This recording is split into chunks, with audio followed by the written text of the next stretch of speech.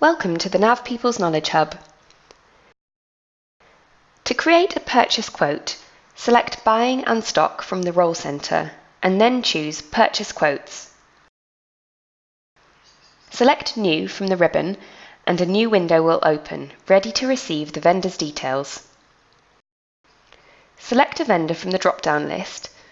Press Tab on your keyboard and Dynamics NAV will automatically populate many of the general fields for you, along with the invoicing and shipping details.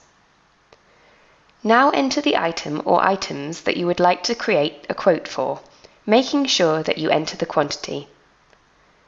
When you are done, you can view the completed quote by selecting Print from the ribbon and then choosing Preview.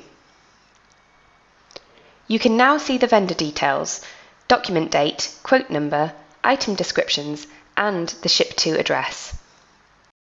The NAV people offer free training on all aspects of NAV. Please visit our website to find out more, www.thenavpeople.com.